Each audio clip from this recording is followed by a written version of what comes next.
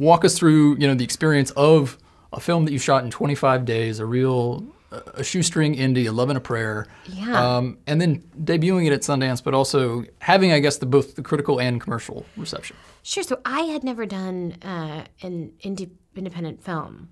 And I really understood why there is such a community and a camaraderie around independent film after making one, because it is so hard. I've done a lot of hard things in my life, and launching a TV show is a very difficult thing. But making an independent movie is such a trial and needs to come from such passion because no one's getting paid anything. And in this movie in particular, we shot it in 25 days in New York City, and we were shooting 14 or 16-hour days.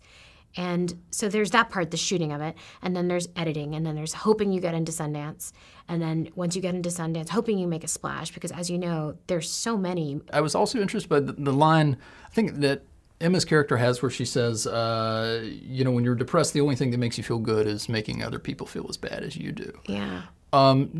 Was that, I guess, integral to your vision of her character, that she is someone who has grappled with depression and has maybe used it, or has lashed out, I guess, when she has felt bad? Yeah, it's funny you bring up that scene because in one scene, it's revealed that both leads have struggled with depression, both my character and her character.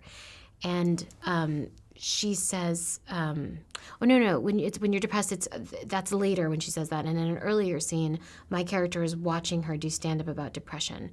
And I say to her, it always meant so much to me that you talked about it because it made it feel normal for me to go through it. And I didn't set out to make a movie that was about, that dealt with mental illness and ageism and inclusion and gender parity and workplace bullying or whatever. But I just wanted to write a movie that seemed really real and funny. And then it's been interesting seeing people take these issues from it. But yeah, I think so many people in comedy are depressed and identify as depressed. And it's interesting because I still think there's a lot of taboos around it when there shouldn't be. There's also another line, successful people hate their own admirers and are suspicious of people who pay them compliments. Yes. You've had an incredible, career trajectory, a lot of success. Do you find that in your real life you are, I guess, distrustful of new people who enter your life who are paying you compliments all of a sudden? I have no problem getting compliments. Sometimes it makes me feel a little shy, but I truly do love it. But Emma's attitude, and she says it's to English, she really feels very uncomfortable hearing compliments. And in that way, she is like Catherine.